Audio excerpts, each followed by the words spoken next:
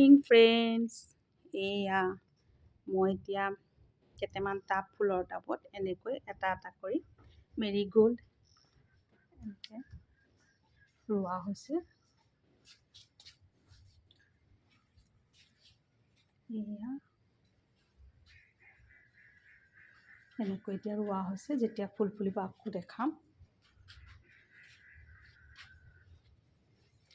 ইয়াত এনেকৈ গুটিখিনি পচাই পেলাই এয়া এইখিনি ফুল এয়া এনেকৈ হেৰি কৰি পেলাই মেৰিগ'ল্ড আৰু চিলভিয়া, কিচেনথিমাম এনেকৈ বহুত ফুল গুটি আনি পেলাই পচাই লৈছিলোঁ।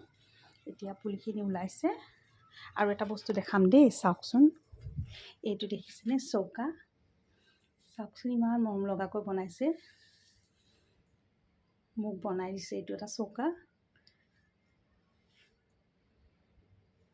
ভাল লাগিছেনে? এয়া বাগানভেলিয়াখিনি ধুনীয়াকৈ ফুলিছে। এয়া দেখিছেনে?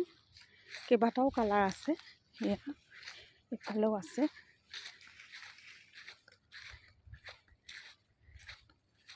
এতিয়া বাগানভেলিয়াখিনি ধুনীয়াকৈ ফুলিব আৰম্ভ কৰিছে। ৰং বিৰঙৰ 3টা ৰঙৰ, বৰ ধুনীয়া। আৰু এটা বস্তু আপোনালোকক দেখুৱাই আছোঁ, চাব দেই। এই আমাৰ এইখিনিতে এটা লেক আছে আৰু লেকটোৰ পাৰতে এটা এনেকৈ ঘৰ সজা হৈছে। ধৰক ঠাণ্ডা দিনত বহি পেলাই ব্ৰেকফাষ্ট কৰিবৰ কাৰণে বহুত ধুনীয়া। আৰু এতিয়া ৰাতিপুৱা আহি বহিবৰ কাৰণে এয়া কাম কৰি আছে। দেখিছেনে কি ধুনীয়াকৈ বনাই আছে। আৰু এইটো লেকটো, এইখিনি পৰিৱেশ ইমান ধুনীয়া। এইখিনিতে এখন বহা বেঞ্চো বনাই দিম। ইয়াত বহি পেলাই আবেলি সময়ত আৰু ৰাতিপুৱা সময়ত বৰ ধুনীয়া লাগিব। এয়া গোটেই ভেটফুল ফুলি আছে।